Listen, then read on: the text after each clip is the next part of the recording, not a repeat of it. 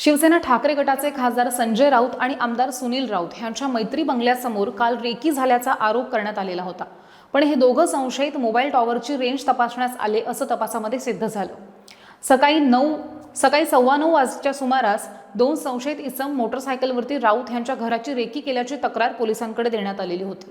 ह्या तक्रारीवरनं मुंबई पोलिसांनी चौकशी सुरू करून ह्या घटनेची सखोल तपास केला।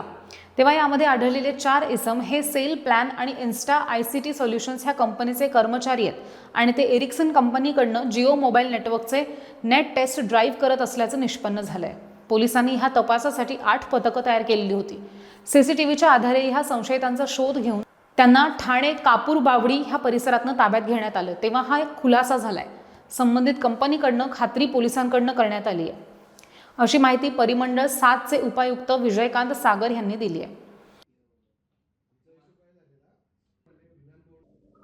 काल ज्या पद्धतीनं आम्हाला जी माहिती मिळाली होती त्या अनुषंगानं जे आहे पोलिसांच्या आम्ही 8 टीम बनवलेल्या होत्या आणि जी माहिती होती तर त्याची व्हेरीफाय आम्ही केलेलं होतं। या अनुषंगानं तपासांती ही निष्पन्न झालेली आहे की एक जे आहे की मोबाईल नेटवर्क ड्राईव्ह टेस्ट असतो आणि यासाठी जे ही कामगार होते तर ते कामगार ते आपण काम करत होते आणि त्या अनुषंगाने ते आलेले होते आणि ते त्यांचा टेस्ट करून ते गेले। परंतु ज्या पद्धतीनं जे माहिती मिळाली तर ती आम्ही दिवसभरामध्ये व्हेरीफाय केली आणि व्हेरीफाय केल्यानंतर अशा पद्धतीने ते कामगार असल्याचं निष्पन्न झालेलं आहे।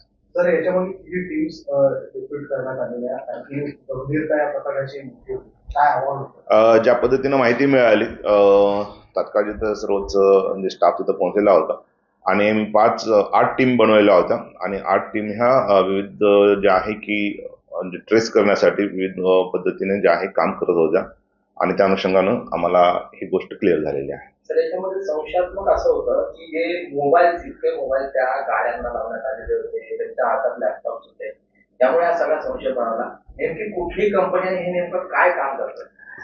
हे जे आहे सेल प्लॅन आणि इन्स्टा आयसीटी सोल्युशन ही जी सर्व्हिस प्रोव्हायडर आहेत मोठमोठ्या जे नेटवर्क जे नवीन मोबाईल येतात तर तिथं कशा पद्धतीनं हे नेटवर्क पोहोचलेलं आहे याची ते टेस्ट करतात आणि त्या अनुषंगाने त्यांच्याकडे प्रत्येक 2 जे होतं दोघांच्याकडे जवळपास 8-9 मोबाईल होते। आपल्याला तसं ते वाटला लॅपटॉप, परंतु एका बोर्डवर ते 5-6 मोबाईल त्यांनी लावलेले होते। ते ठिकठिकाणी मोबाईलचं कव्हरेज कसं आहे, नेटवर्क मोबाईल डेटा कसा पोहोचतो असे ते ड्राईव्ह घेतात आणि त्या अनुषंगानं ते निष्पन्न झालेलं आहे। या पद्धतीने कामगार आहेत। मोबाईल जे स्ट्रेंथ आहे, मोबाईलचे स्ट्रेंथ ते नेटवर्क जे आहे कशा पद्धतीने आहे ते टेस्ट करत होतं आणि ती गोष्ट आता स्पष्ट झालेली आहे।